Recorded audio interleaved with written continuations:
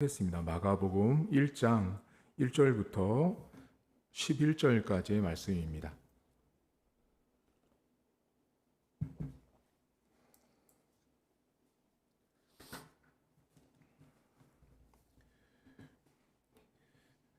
마가복음 1장 1절부터 11절입니다.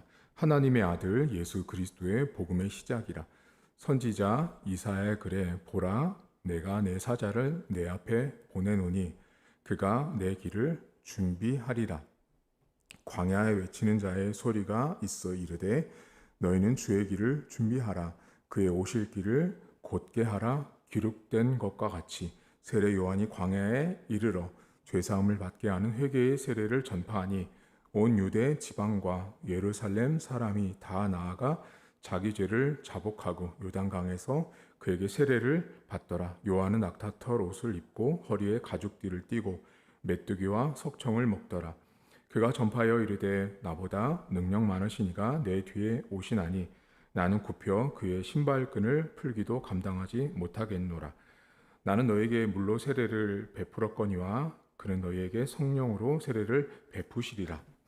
그때 예수께서 갈릴리 나사렛으로부터 와서 요단강에서 요한에게 세례를 받으시고 곧 물에서 올라오실새 하늘이 갈라짐과 성령이 비둘기같이 자기에게 내려오심을 보시더니 하늘로부터 소리가 나기를 너는 내 사랑하는 아들이라 내가 너를 기뻐하노라 하시니라.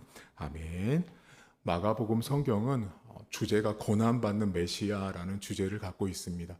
이 땅에 오셔서 고난을 받으시는 예수님에 대한 이야기를 하고 있는데 그 고난받는 메시아의 시작을 알리면서 오늘 복음에 대해서 이야기를 할 때 그 복음을 하나님의 아들 예수 그리스도의 복음의 시작이다라고 1절에서 시작을 합니다.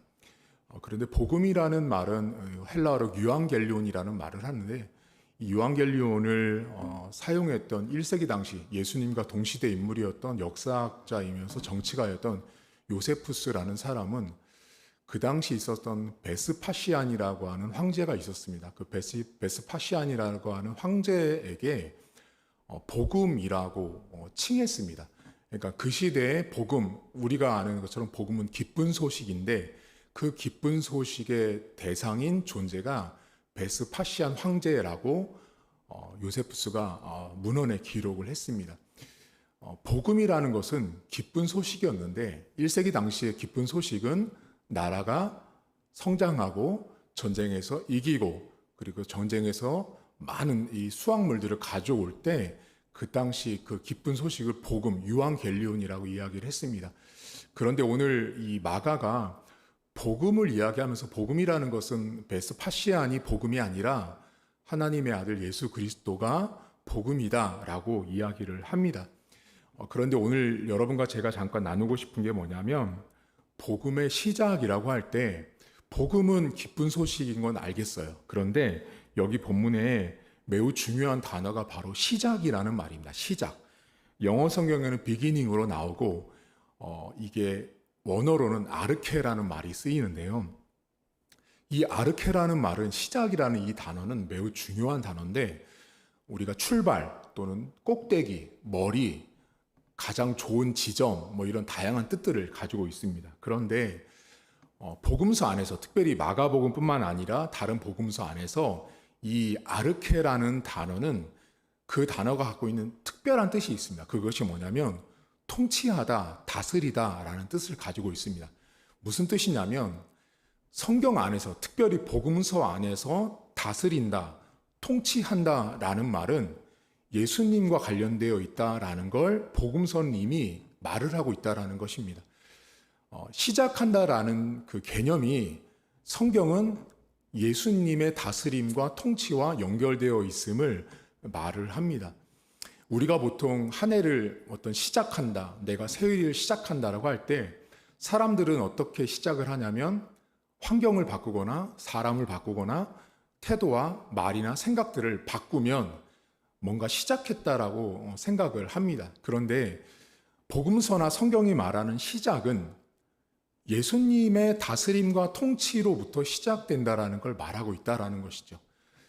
다시 말하면 인생이라는 것의 시작, 예수 그리스도의 다스림과 통치가 없는 사람들은 이 땅의 엄마 뱃속에서 오늘 태어났을지라도 예수 그리스도를 인격적으로 만나지 못한 사람들은 그 예수 그리스도와 함께 시작된 그 복음의 시작, 그 하나님의 다스림, 통치가 없는 인생이라는 것입니다. 그래서 여러분, 우리가 예수를 믿는 것이 매우 중요한데요. 성경에 보면 복음서 안에 맹인들, 가난한 자들, 또 가늠한 여인들, 이런 사람들이 예수님을 만나는 상황들이 되잖아요. 근데 그 사람들이 그때부터 예수님의 다스림과 통치가 그 인생 가운데 펼쳐집니다. 그때부터 그 사람들이 예수님을 따르는 제자가 되고 예수님을 증거하는 사람들이 되거든요. 그러니까 사실은 그 사람들이 이제 인생이 시작, 아르케 된 거죠. 복음을 만날 때부터 새로운 시작이 되는 인생이 된다라는 것입니다. 문제는 사람들이 시작을 할 때 예수님과 함께하는 사람들은 많지 않습니다. 교회 안에서도 불구하고 한 해를 시작할 때도 복음과 함께, 예수님과 함께 출발을 하는 것이 합당한데, 예수님과 함께 한다라는 뜻은 그분의 다스림을 받는 것입니다. 그럼 그분의 다스림을 받는다라는 것은 매우 간단합니다. 말씀이신 예수 그리스도의 말씀에 순종하며 살아가는 삶인데, 많은 사람들이 그 말씀에 순종하지 않습니다. 그러니 예수님의 다스림이 뭔지, 예수님의 지도가 뭔지, 인도하심이 뭔지를 전혀 알지 못한다라는 것입니다. 여러분들은 무엇으로 시작을 하셨습니까? 우리가 2024년도로 이제 1월 달을 지내고 어느새 2월 달이 됐는데요. 우리 나름대로 많은 시작을 알리는 일들도 하고 예배도 드리고 나름대로 시작을 했다고 해서 한 달을 보냈습니다. 그런데 우리가 왜 작심삼일이 되냐면 그 시작을 예수님과 함께 하지 않고 예수님의 다스림 가운데 하지 않기 때문에 늘 실패하는 것입니다. 우리가 시작을 했을 때 그것이 맨 끝까지 갈 수 있는 유일한 비결과 비법은 예수님의 다스림과 통치를 받는 것입니다. 그것이 되지 않으면 우리의 시작이 아무리 근사하고 멋져 보일지라도 실패할 수밖에 없다는 것입니다. 많은 사람들이 시작을 잘했다라고 생각합니다. 그래서 그 시작을 함에 있어서 이것도 바꿔보고 이것도 변화를 주면서 시작을 했다라고 생각을 하지만 그것은 시작이 아닙니다. 성경이 말하는 시작은 하나님의 통치와 다스림이 있어야 시작되는 것입니다. 예수님의 다스림과 통치가 있는 그 시점, 그 출발 때부터 이제 시작한 것입니다. 그러면 정말 우리 마음에 우리가 신앙생활을 몇십 년 했을지라도, 심지어 내가 교회의 목회자고 장로고 권사일지라도 복음이신 예수님의 아르케, 그 다스림과 통치를 받지 않는 사람이라면, 주일날 교회에 와서만 다스림을 받는 사람이고 주중에는 그분의 다스림이 없는 인생을 살고 있다라면 그 사람은 몸은 교회에 와서 출석할지 몰라도 그분의 삶은 제대로 온전히 시작된 인생이 아닐 수 있습니다. 우리가 진정한 시작은 예수님의 다스림과 통치를 받아야 합니다. 예수님의 다스림과 통치를 받는 사람들은 말씀 앞에 나갈 수밖에 없고 말씀을 순종하고 말씀을 읽고 말씀을 따르려고 애쓸 수밖에 없다라는 것입니다. 그래서 나를 들여다보면 압니다. 내가 지금 시작을 뭘로 하고 있는지. 어떤 사람들은 신년이 되면, 새해가 되면 자신의 신앙생활과 가정을 위해서 교회를 바꾸는 사람들도 있습니다. 교회를 옮기고 교회를 다른 데로 가면 새로운 시작을 했다라고 생각합니다. 직장도 몇 년 다니다가 몇 개월 다니다가 바꿉니다. 그럼 새로운 시작이 됐다라고 생각합니다. 심지어 어떤 사람들은 남편도 아내도 바꿉니다. 그렇게 바꿔가면서 새로운 출발, 새로운 시작을 했다라고 말하지만 그 모두는 전부 다 헛된 것입니다. 하나님께서 말씀하시는 시작은 항상 예수님의 다스림이 있는 곳입니다.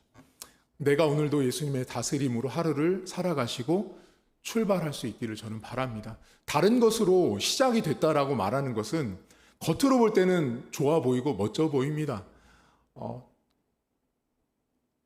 더 멋진 직장, 더 멋진 집, 더 좋은 것들을 딱 가지고 있으면 새로운 출발을 했다라고 말합니다. 근데 그 시작들은 오래 가지 못합니다. 오늘 하루도 아르케라는 말을 한번 기억하시고, 아르케는 태초, 시작이란 뜻이지만 그 뜻이 담고 있는 매우 깊은 의미는 복음의 다스림을 받는 인생입니다. 복음의 다스림을 받는 사람은 반드시 말씀 앞으로 달려갈 수밖에 없고 말씀에 순종할 수밖에 없다라는 것입니다.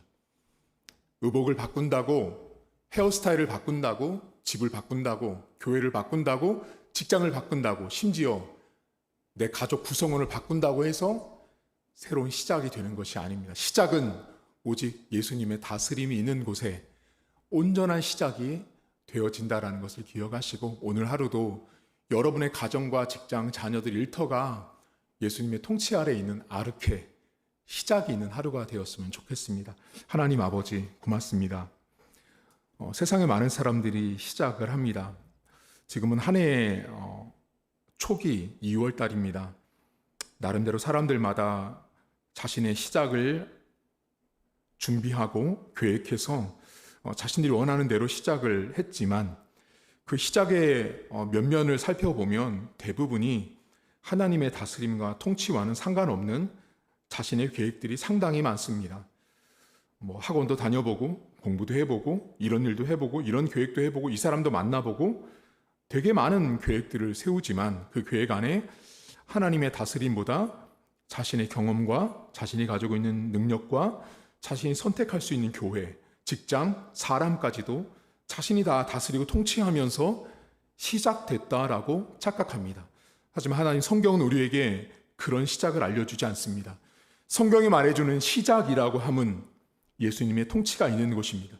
하나님, 오늘도 내 직장과 내 삶에 우리 가정과 자녀들에게 예수님의 다스림과 통치가 있는 하루가 되어지길 원합니다. 예수님의 다스림과 통치가 없는 사람들은 끊임없이 자신이 통치하려고 합니다. 자신이 다스리려고 합니다. 그리고 그것이 시작이 잘 됐다라고 자신을 스스로 위로하며 자신에게 격려를 북돋아 줍니다. 하지만 하나님, 오늘도 하나님을 믿는 백성의 시작은 복음에 있습니다. 예수님의 다스림을 오늘 하루도 인정하는 하루가 되게 하시고, 그 주님의 통치 아래 오늘도 시작을 통해서 하나님 앞에 영광 돌리는 하루가 될 수 있도록 은혜를 베풀어 주옵소서. 감사드리며 예수님의 이름으로 기도하옵나이다. 아멘. 하늘에 계신 우리 아버지, 아버지의 이름을 거룩하게 하시며 아버지의 나라가 오게 하시며 아버지의 뜻이 하늘에서와 같이 땅에서도 이루어지게 하소서. 오늘 우리에게 일용할 양식을 주시고, 우리가 우리에게 잘못한 사람을 용서하여 준 것 같이 우리 죄를 용서하여 주시고, 우리를 시험에 빠지지 않게 하시고 악에서 구하소서. 나라와 권능과 영광이 영원히 아버지의 것입니다. 아멘.